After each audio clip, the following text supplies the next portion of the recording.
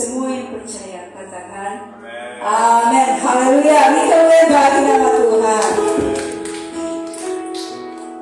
Shalom. Puji Tuhan. Saya baru pertama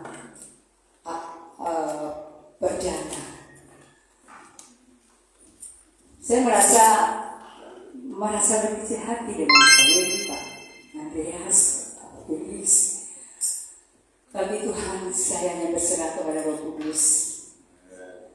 Kami yakin Roh Kudus yang manis dan lembut setiap anak Tuhan membutuhkan. Yang kita tidak merasakan, tak berdaya, Roh Kudus akan menolong kita di dalam setiap pemberitaan kita. Baik di dalam kehidupan kita, keseharian lepas hari, dimanapun kita berada. Tentu kita butuh Roh Kudus, karena kita adalah anak Tuhan yang bukan sembarangan, yang bukan gampangan. Dimanapun kita berada, kita anak-anak Tuhan yang berkualitas. Puji nama Tuhan. Semua sudah diberkati pada pagi hari ini melalui pujian penyembahan. Saya yakin dan percaya saudara semua merasakan kehadiran Tuhan di dalam penyembahan dan puji-pujian. Amin. Haleluya. Baik, kita akan belajar dalam firman Tuhan. Sama-sama kita mau sharing saja ya. Sharing tentang firman Tuhan.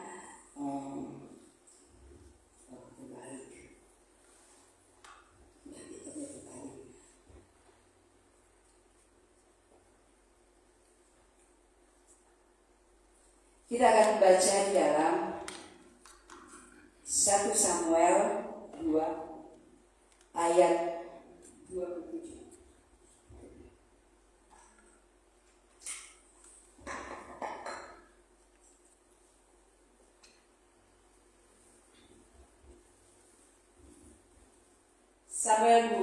Satu Samuel 2 ayat 27. Kita bacakan sama-sama ya. Dari 27 sampai ke 36. Maaf, kacamata saya juga kurang jelas. 3, 2, 1. Seorang Abdilah datang kepada Eli dan berkata kepadanya, beginilah firman Tuhan, bukankah dengan nyata aku menyatakan diriku kepada nenek moyangmu ketika mereka masih di Mesir dan patuh kepada keturunan Firaun? Dan aku telah memilihnya dari segala suku Israel menjadi imam bagiku, supaya dia mempersembahkan korban di atas mezbahku, membakar ukuran dan memakai baju efod di hadapanku. Kepada kaummu telah kuserahkan segala korban api-apian orang Israel. Mengapa kau memandang dengan lobang kepada korban sembelihanku dan korban sajianku yang telah kuperintahkan? Dan mengapa engkau menghormati anak-anakmu lebih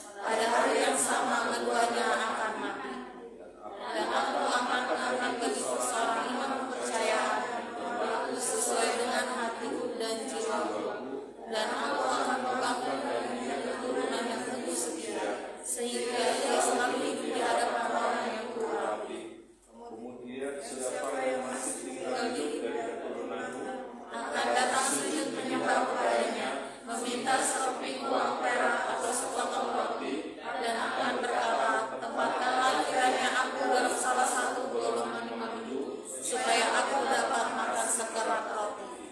Amin. Haleluya. Terima kasih buat jemaat yang sudah turut membantu di dalam firman di hari ini. Firman di sini perikop membuat tentang Eli dan kaum keluarga. Membuat tersebut peringatan bagi keluarga Eli dan ketidakkesetiaan keluarga daripada Eli, Nabi Eli, khususnya kepada anak-anaknya yang tidak setia. Di sini saya mengambil kesimpulan bahwa seorang Nabi Eli,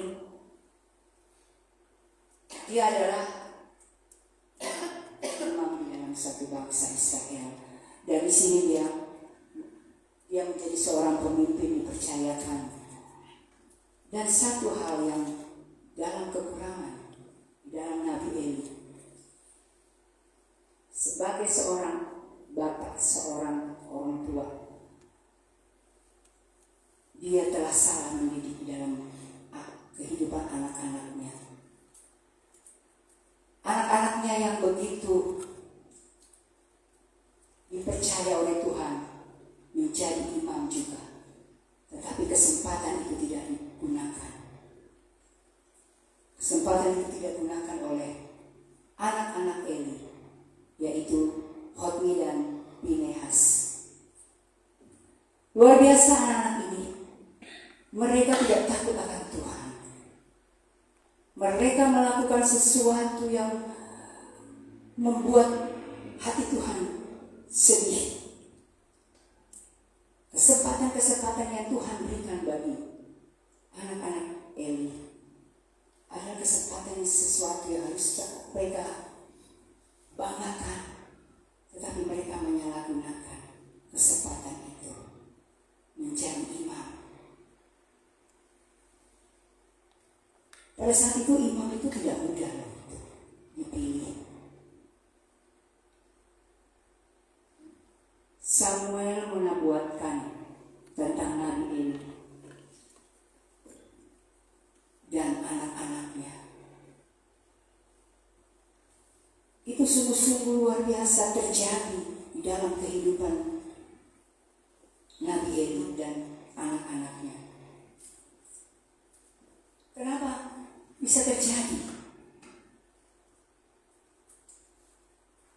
Kita tahu bahwa kesempatan yang sekali itu tidak ada lagi duanya yang Tuhan berikan.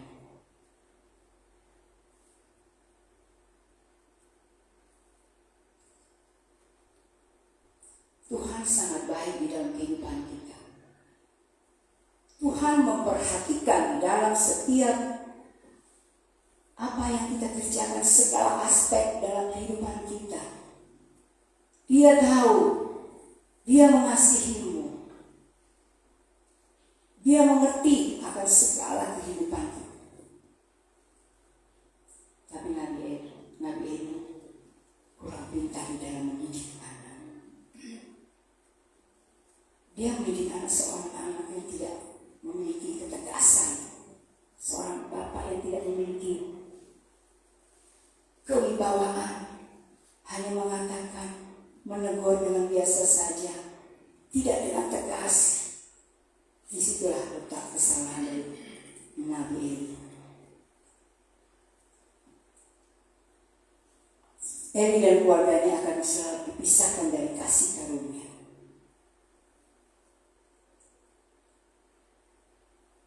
Kasih karunia itu sangat penting di dalam kehidupan kita. Kasih karunia itu sangat berharga di dalam kehidupan kita. Tetapi kesempatan itu tidak ada dua kalinya.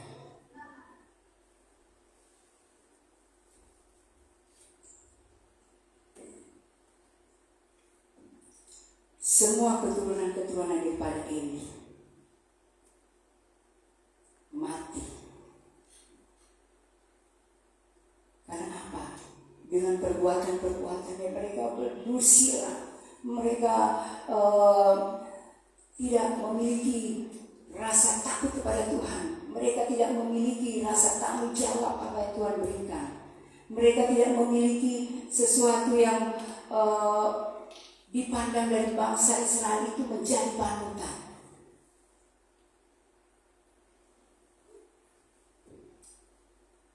Sehingga waktu bangsa Israel, umat bangsa Israel mengingatkan kepada Nabi Eli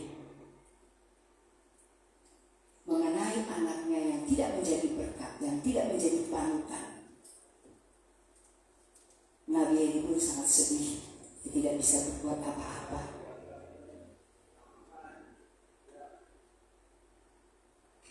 Luar biasa. Anak-anak ini, mereka menjadi orang-orang yang bersila. Mereka bermain perempuan. Bahkan mereka persembahan daripada bangsa Israel yang kudus. Mereka mau korban-korban yang mereka sembahkan kepada Tuhan. Mereka mau mengambil, mau merampas.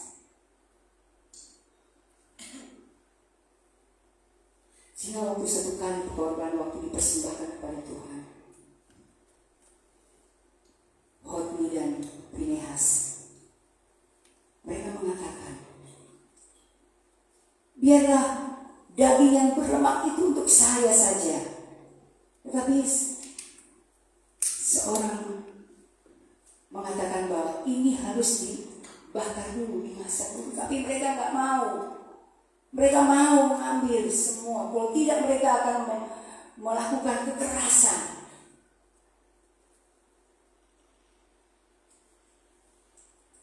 Itulah yang menjadi bangsa Israel itu melihat sesuatu yang keserakahan di dalam kehidupan Hotni dan Pinehas. Keserakahan itu sesuatu yang mereka tidak sadari mereka lakukan. Sesuatu yang tidak mereka mengerti apa yang mereka lakukan. Karena mereka ditutup pandangan iman mereka kepada Tuhan. Ditutup dengan segala kehidupan yang penuh dengan kenajisan. Sehingga itu yang membatasi. Tidak bisa melihat sesuatu yang baik apa yang Tuhan beri. Mereka tidak bisa melihat apa rancangannya Tuhan kepada mereka. Mereka tidak bisa melihat. Karena apa? Karena dalam hati mereka penuh dengan kebencian, keserakahan, kehidupan yang durjana, dikuasai, belenggu dengan segala keegoisan, kejagungan mereka.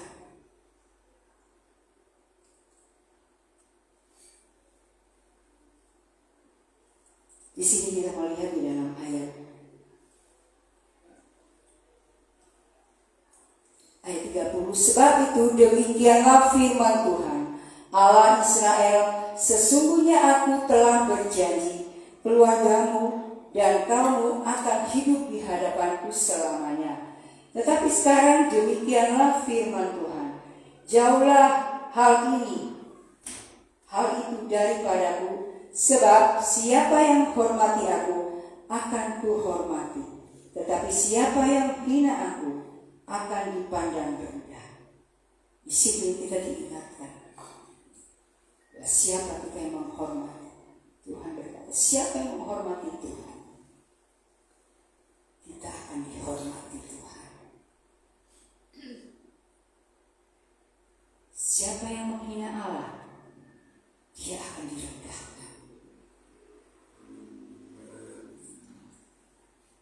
Berbicara tentang menghormati, kadang-kadang kita bingung apa itu menghormati kepada Tuhan seperti apa. Seperti apa kita melakukan penghormatan kepada Tuhan.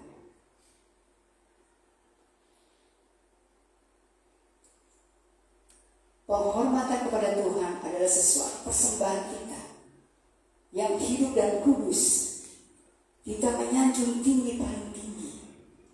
Kita menyanjung, kita memprioritaskan Tuhan yang terutama dari yang lain. Penghormatan itu. Tuhan selalu berjanji, kalau kita melakukan sesuatu yang luar biasa untuk Tuhan, kita mau menyangkal kedagingan kita mau meninggalkan kehidupan kita yang lama, kita berbalik kepada Tuhan. Tuhan akan menghormati kita di tempat yang maha tinggi. Dia tidak akan memandang rendah setiap manusia. Dia akan menjadi pembela yang ulung di dalam kehidupan kita. Apa yang kita menjadi? Apa yang Tuhan mau membela di dalam pembela yang ulung di dalam kehidupan kita? Ketika saudara dan saya merasakan ada sesuatu yang membuat kita terpojok, kita melakukan sesuatu yang benar di hadapan Tuhan, tetapi selalu dipandang rendah di mata manusia. Di situ karya Tuhan bekerja. Di situ kita akan dibela oleh Tuhan. Tuhan tidak akan lepas dari pandangannya kepada kita. Dia akan mengikuti setiap perjalanan hidup kita. Asalkan tadi kita mau memprioritaskan Tuhan yang terlebih dahulu. Baik di dalam segala aspek kehidupan kita.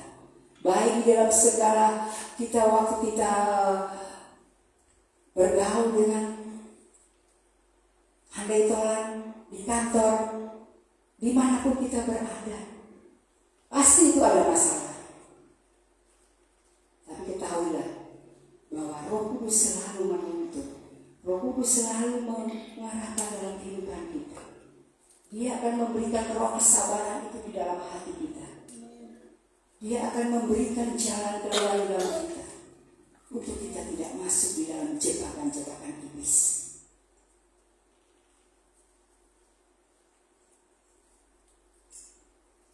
Kadang-kadang kita sebagai manusia hidup mengalir saja deh. Mengalir aja kita bisa menghadapi. Mengalir aja walaupun apa yang terjadi. Tapi kalau kita hidup secara mengalir tanpa minta tuntunan Roh Kudus, kita juga akan terbingar dengan tipu daya iblis. Kalau kita tidak merawat Roh Kudus itu di dalam hati kita, di dalam setiap kehidupan kita,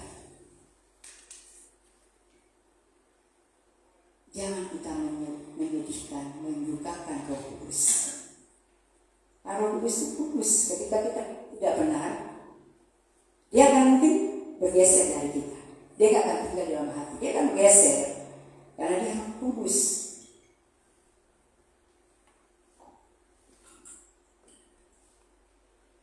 Makanya di firman katakan, kuduskanlah dirimu seperti Allah yang kudus. Karena Tuhan berjanji besok engkau akan menerima mujizat-mujizat yang daripada Tuhan. Di dalam Yosua masalah itu. Jadi kita selalu melihat janji Tuhan. Apapun yang kita alami dalam kehidupan kita mau belajar supaya kita tidak menerima murka Allah seperti kehidupan daripada Hotni dan Pinehas. Kita terhindar.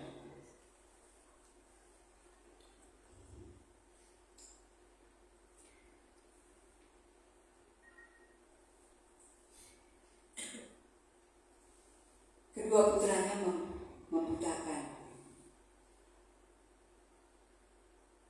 dibutakan oleh kehidupannya, oleh jabatannya, oleh keangkuhannya,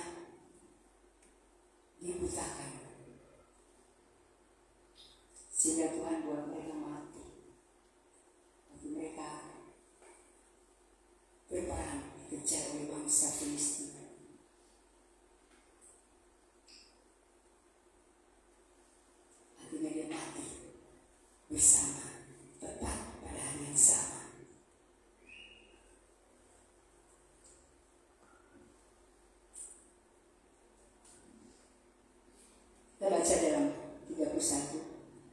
Sesungguhnya akan datang waktunya bahwa aku akan mematahkan tangan kekuatanmu dari tangan kekuatan kaummu, sehingga tidak ada seorang kakek dalam keluargamu. Maka engkau akan memandang dengan mata bermusuhan kepada segala kebaikan yang akan kulakukan kepada Israel, dan dalam keluargamu takkan ada seorang kakek untuk selama-lamanya. Luar biasa ini.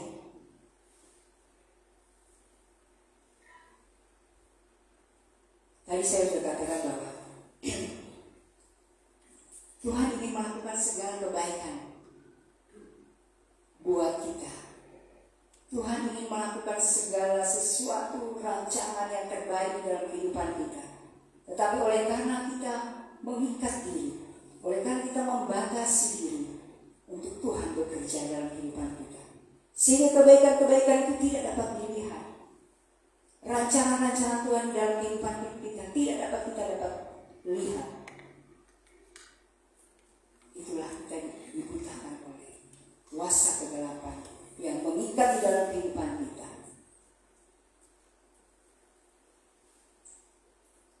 Kuasa kegelapan Tuhan itu termasuk di dalam kehidupan kita.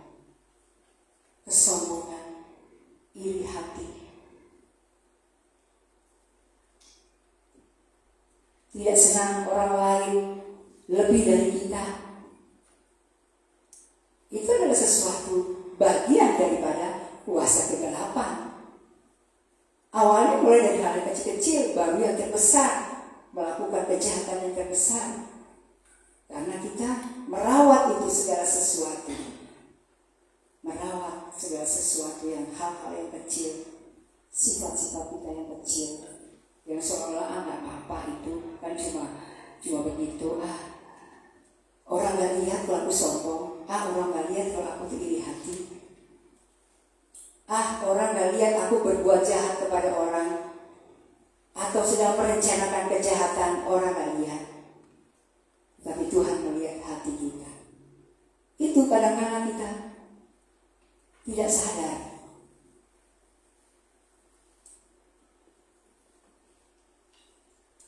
Tidak bisa melakukan dengan orang-orang yang kelihatan.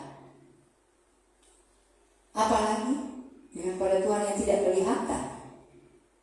Kita bisa berbohong. Yang kelihatan aja kita bisa melakukan sesuatu yang tidak benar di hadapan Tuhan. Apalagi Tuhan yang tidak kelihatan. Kita bisa berkompromi dengan hal-hal yang dosa-dosa. Tapi kita saat ini kita diingatkan untuk selalu berpegang pada kuasa Roh Kudus. Meminta kepada Tuhan kuasa Roh Kudus untuk memimpin di dalam setiap kehidupan kita. Kepekaan. Ketika kita memegang, memelihara Roh Kudus itu di dalam hati kita, kita memiliki satu kepekaan. Kita tahu orang mau berbuat jahat, atau mungkin kita tidak tahu, tapi Roh Kudus yang sempurna itu yang akan menyempurnakan di dalam keterbatasan kita.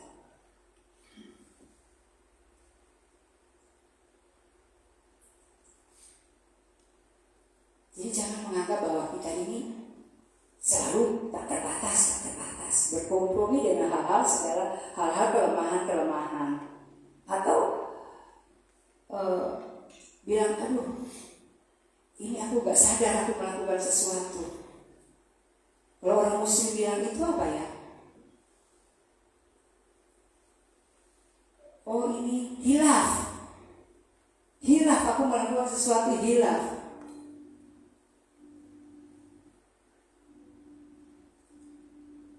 Berarti kita membuka peluang iblis untuk bekerja di dalam hati kita, sehingga kita udahlah alasan kita hilaf saja supaya orang menyadari. Tapi kalau berulang-ulang dosa, kita tahu kebenaran, diulang-ulang lagi, itu sebagai pendosa. Wah, luar biasa. Itu di mata Tuhan sudah tidak mau melekat kepada pokok anggur, mesti dipotong aja. Tuhan bilang bebal manusia, bebal manusia yang harus kita jauhkan daripada kita nanti terpengaruh. Lebih baik kita menjauh. Itulah pekerjaan Roh Kudus. Ketika Roh Kudus ada di dalam kehidupan kita, Dia selalu menuntun.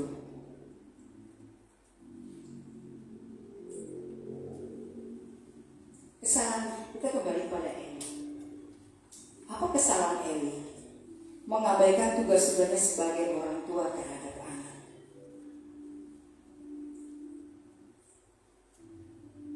Dia sebagai orang tua, apalagi zaman now. Kalau kita tidak pintar-pintar, lebih pintar daripada anak-anak. Maksudnya pintar dalam arti bukan pintar karena kepintaran dalam hal pelajaran, bukan. Tapi belajar di dalam rohani, kerohanian kita. Belajar di dalam pekerjaannya Tuhan. Belajar di dalam karya-karya Tuhan, khususnya karya-karya Roh Kudus. Kita mau belajar di situ. Tidak mudah kita mau belajar Roh Kudus di dalam kehidupan kita. Tidak mudah. Sangat sulit, ada banyak tantangan-tantangan yang pasti. Kehidupan lepas kehidupan, pasti ada tantangan. Tantangan itu tidak ada jauh-jauh, dari dekat-dekat saja. Biasa itu selalu ada. Makanya dalam sik-sik itu, antikris itu di dalam. Antikris itu ada di dalam, bukan dari luar. Jadi kita harus lebih mawas diri, lebih bergantung kepada Tuhan, lebih memenangkan budaya-budaya kerajaan Allah, memprioritaskan kepada Tuhan, fokus kepada Tuhan.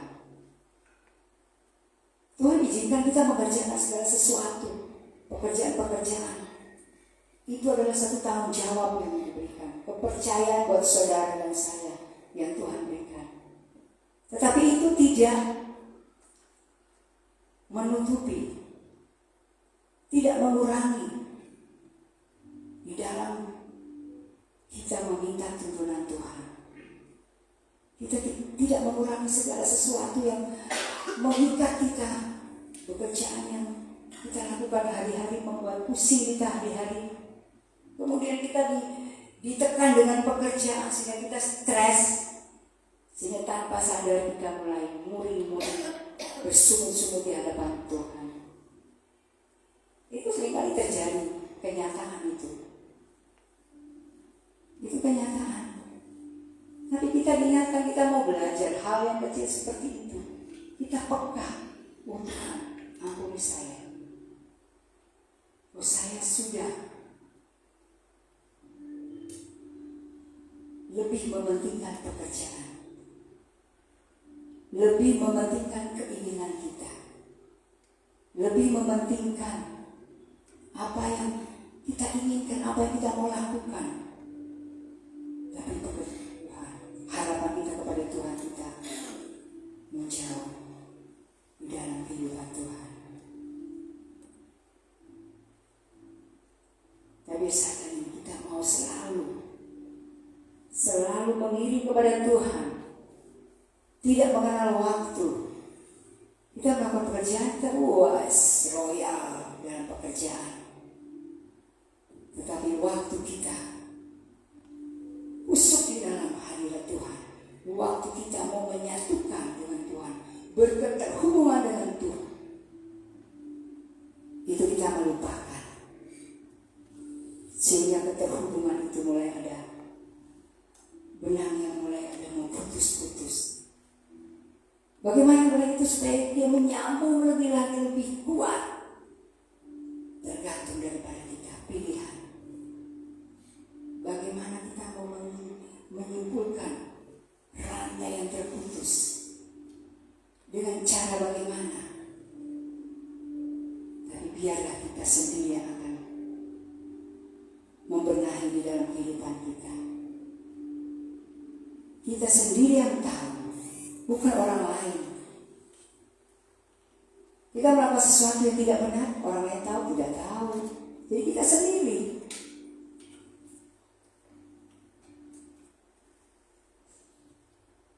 Jadi segala proses Tuhan itu izinkan terjadi dalam kehidupan kita. Itu tidak ada unlimited, selalu ada limitednya, ada batasnya. Kalau Tuhan memberikan segala sesuatu pergumulan dalam kehidupan kita tidak terbatas, wah, luar biasa. Tuhan itu kan Maha Kasih. Kenapa Tuhan memberikan permasalahan problem yang saya hadapi ini melebihi dari kekuatan kita? Itu menurut kita, bukan menurut kehendak Tuhan.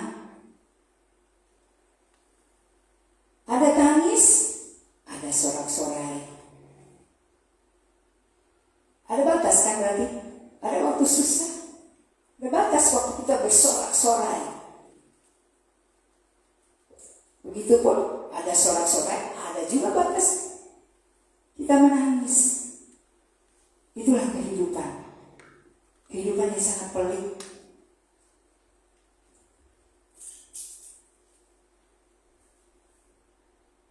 Ada tabur, ada menuai.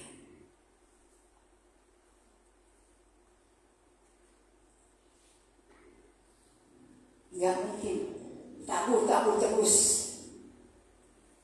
Kita tabur terus tidak ada tuaian. Kita menabur pasti ada tuaian. Itulah yang terjadi dalam kehidupan sebagai anak Tuhan.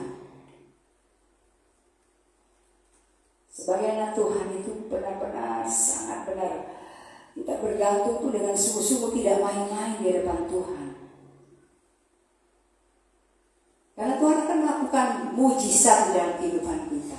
Janji Tuhan.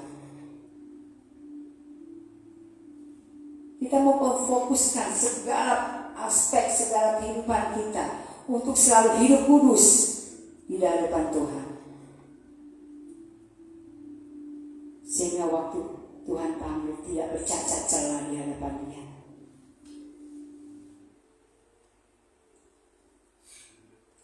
Nabi Eli meninggal. Ketika mendengarkan anak-anaknya, dia meninggal. Endingnya seperti apa sih? Cacat bercelah di hadapan Tuhan. Begitupun dengan Honi dan Pinehas. Mereka mati. Jadi apa yang mereka perbuat? Mempermuliakan nama Tuhan kah? Tentu tidak. Murka Allah sudah dikenapi dalam kehidupan mereka. Mereka dipisahkan dari kasih karunia daripada Tuhan.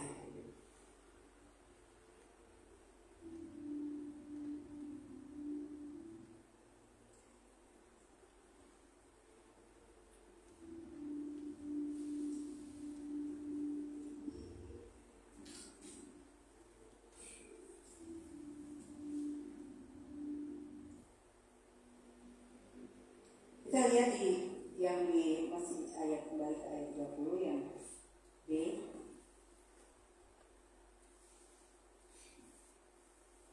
Waktu kita menghormati, kadang-kadang kita dihormati, kita tidak dihormati, kita merasa sedih. Kita merasa tidak dihargai. Kita merasa bahwa orang tidak mengasihi kita. Kemudian kita mulai menjauh daripada satu persekutuan. Itu ada terjadi. Karena itu kata saya katakan bahwa itu ada anak Tuhan yang tidak militan. yang tidak mau benar-benar mengalami proses di dalam kehidupan kita, yang mau hidupnya mau menjadi bayi-bayi terus saja, tidak mau mendewasakan dari segala kehidupannya. Segala proses yang Tuhan beri itu kita menjadi kuat, supaya kita semakin hari semakin kuat di dalam Tuhan. Begitu kita menghadapi yang tidak tahu apa terjadi di depan, lebih dari sekarang kita sudah dikuatkan melalui pengalaman-pengalaman bersama dengan Tuhan. Kehidupan-kehidupan yang Tuhan izinkan terjadi, itu yang membuat kita naik level di hadapan Tuhan, sehingga kita dihormati Tuhan. Kita menjadi anak-anak pilihan Tuhan.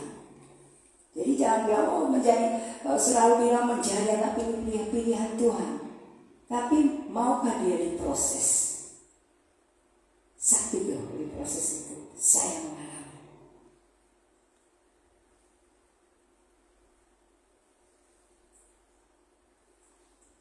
Saya mengalami dengan sesuatu hal di hati ini.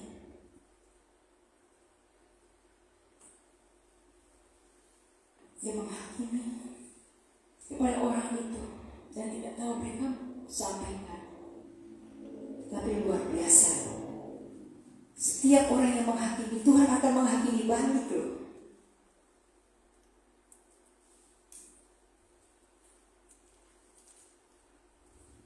Tuhan mempermalukan yang tadi dia menghakimi saya dan suami kepada satu orang. Dua orang yang satu sudah tinggal, jadi satu orang dicinta. Saya juga baru dengar. Baru kemarin saya dengar. Jadi kami waktu kumpul keluarga, ada sepupu kami di Sentul ulang tahun. Luar biasa. Dia dihakimi. Saya nggak mau lihat sebenarnya. Rasa kasihan Tuhan. Tolong. Bukan anak yang menghakimi, tapi cucu. Dan di situ ada beberapa pembantu. Pembantu ada 10 pembantu yang menyaksikan. Cukup lama dia berkata, menyuruh luar biasa. Tuhan menghakimi. Jadi jangan kita menghakimi orang. Tuhan akan menghakimi lebih dahsyat. Bukan hanya satu orang. Dan ada beberapa juga bapak-bapak melihat. Luar biasa. Saya bermedu Tuhan. Terima kasih Tuhan. Walaupun saya tadinya tidak tahu hal itu. Begitu tahu, kok tepat waktu. Sedih saya mendengarkan itu. Tapi saya tidak merasa berkecil hati. Saya biasa enjoy. Saya berbesar hati. Tuhan mampukan saya untuk menghadapi seseorang. Tuhan mampukan saya untuk saya tidak membatasi dengan masalah yang saya hadapi. Tapi saya bisa memandang sampai ke dasar hati dia dengan penuh kasih. Kadang-kadang kita tidak mampu. Sebagai manusia kita tidak mampu. Orang sudah menyakiti untuk memandang seolah tidak ada apa-apa. Itu rasanya berat. Tapi saat itu Tuhan mampukan saya untuk mengasihi. Karena dia tidak tahu apa yang dia lakukan dan apa yang dia ucapkan. Saya hanya itu yang saya angkat. Waktu saya dengarkan itu, saya cuma hanya cukup diam dan Tuhan ampuni Tuhan apa yang dia lakukan dan dia dikatakan. Karena tidak apa yang diucapkan itu tidak benar. Dan saya cerita ke suami. Wow, luar biasa. Kok bisa ya? Tega. Luar biasa. Tapi itulah Tuhan kita luar biasa. Dia membela anak-anak Tuhan. Dia mempermalukan di tengah-tengah. Bahkan itu bukan bukan hanya orang Kristen, Muslim kan. Dan Muslim pembantu. Sepupu saya itu ada beberapa pembantu di situ. Jadi kita merayakan ulang tahun diundang hari itu. Tapi Tuhan tunjukkan luar biasa, itulah kehidupan sebagai anak Tuhan yang mau menyerahkan kehidupan kepada Tuhan. Apapun yang kita alami, apapun yang kita hadapi, kita mau belajar selalu bersyukur. Karena iman yang benar itu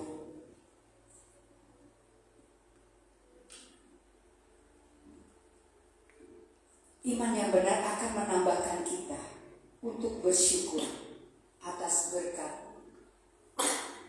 berkat-berkat yang Tuhan berikan tanpa menuhankan berkat itu.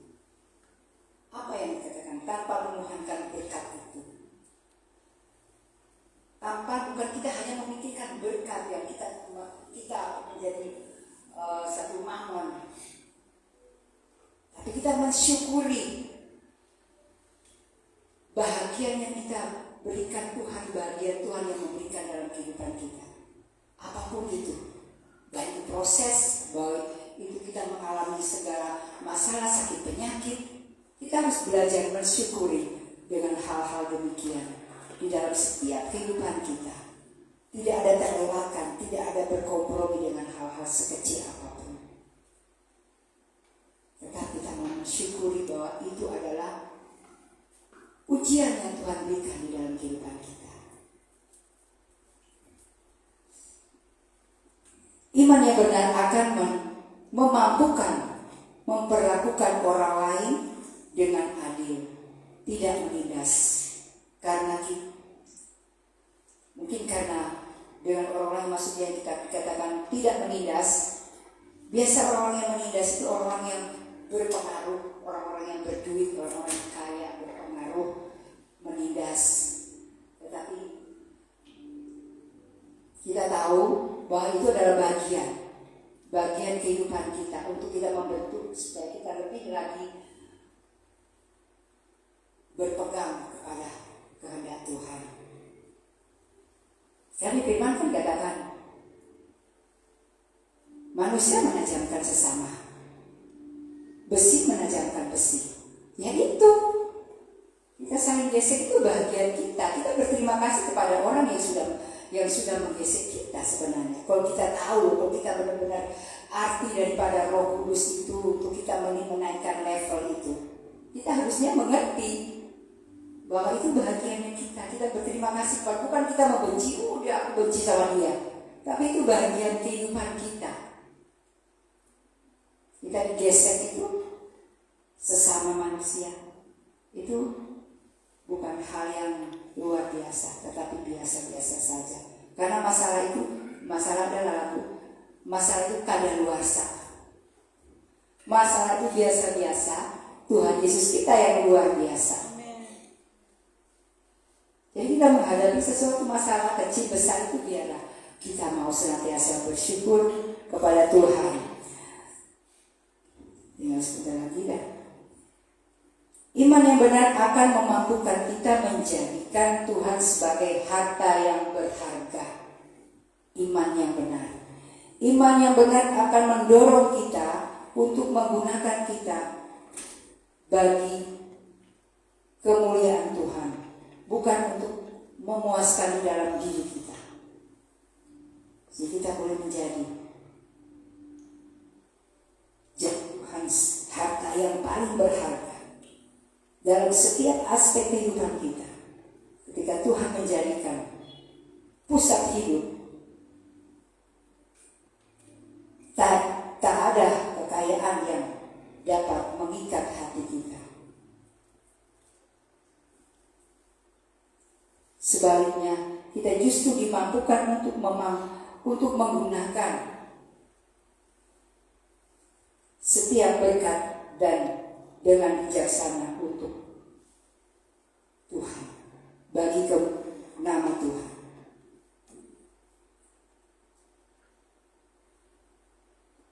Jadi kita kembalikan kepada diri kita lagi. Kalau kita mau memimpin dalam satu keluarga juga kembali, memimpin dalam dulunya dalam suatu keluarga. Kita baiknya kita memimpin kita punya diri dulu.